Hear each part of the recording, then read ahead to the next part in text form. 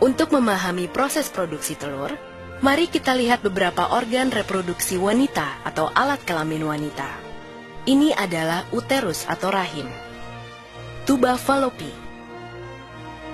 ovarium atau indung telur, vagina atau mulut rahim. Mari kita perbesar ovarium untuk melihat perkembangan telur.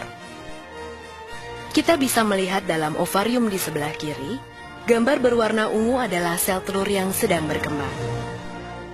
Semenjak dilahirkan, seluruh sel telur yang dimiliki wanita tersimpan di dalam ovarium dalam keadaan tak berkembang. Sebulan sekali, perintah hormonal dari otak memerintahkan ovarium untuk memproduksi folikel, di mana folikel yang dominan akan melepaskan sel telur dewasa untuk pembuahan. Lihat folikel yang berkembang dalam ovarium ini.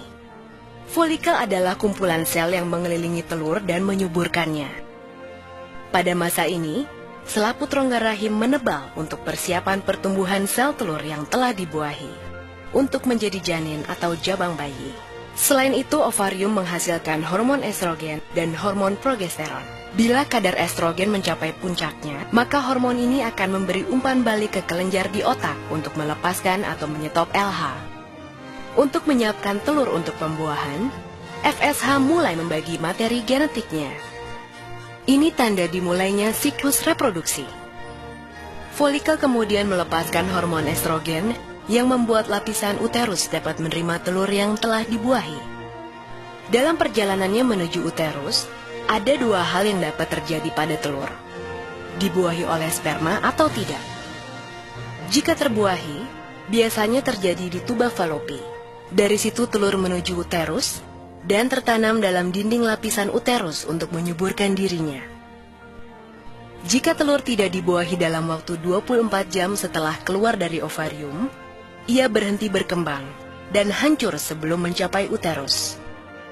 Sebagai gantinya, uterus mengeluarkan lapisannya dalam bentuk menstruasi selama 4-5 hari. Siklus reproduksi. Siklus reproduksi berkisar antara 21 hingga 40 hari. Hanya sekitar 10 hingga 15% wanita yang memiliki siklus 28 hari. Menghitung siklus reproduksi dapat dilakukan dengan membuat catatan pada kalender. Dengan demikian, masa subur dapat diketahui. Hal ini sangat berguna untuk menentukan kapan masa subur dan ovulasi terjadi. Setiap bulan pada hari kelima siklus reproduksi, selaput rongga rahim mulai tumbuh dan menebal, sebagai persiapan terhadap kemungkinan terjadinya kehamilan. Pada sekitar hari ke-14, terjadi proses pelepasan telur dari ovarium atau ovulasi. Sel telur ini masuk ke dalam salah satu saluran falopi. Dan jika saat ini ada sperma yang masuk, maka terjadilah pembuahan. Jika terjadi pembuahan, sel telur yang telah dibuahi akan masuk ke rahim dan tumbuh menjadi janin. Pada sekitar hari ke-28, jika tidak terjadi pembuahan, lapisan rongga rahim meluruh dan terjadi siklus menstruasi berikutnya. Pembuahan.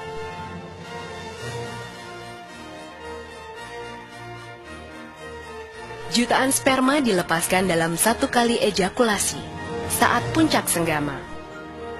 Setelah dipancarkan ke dalam mulut rahim, sel sperma bergerak ke dalam rongga rahim dan saluran telur untuk mencapai sel telur yang matang dan siap dibuahi. Dari jutaan sperma yang dipancarkan, hanya beberapa yang dapat bertahan hidup mencapai indung telur, dan hanya satu yang akan bertahan hidup mencapai indung telur. Sperma kemudian mempenetrasi dinding sel telur. Kemudian mengkombinasikan materi genetiknya dengan sel telur dalam proses yang disebut pembuahan. Kehamilan. 3 bulan pertama kehamilan terjadi selama 14 minggu dari 40 minggu masa kehamilan.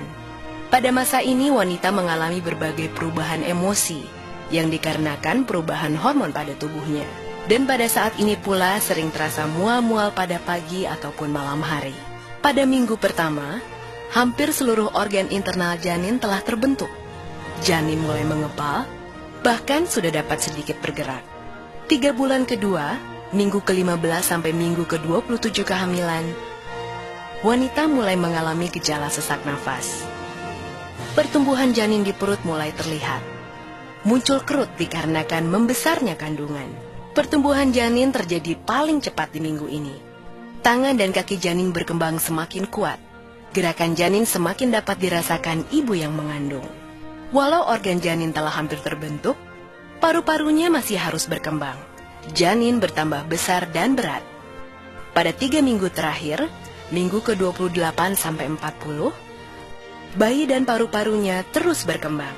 Sulit bagi wanita menemukan posisi yang nyaman, baik saat tidur ataupun terbangun pada usia kehamilan ini. Pada akhir minggu ke-40, bayi terdorong ke bawah.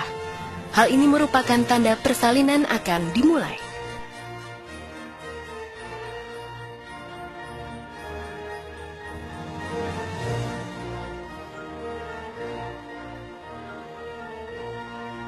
Kelahiran.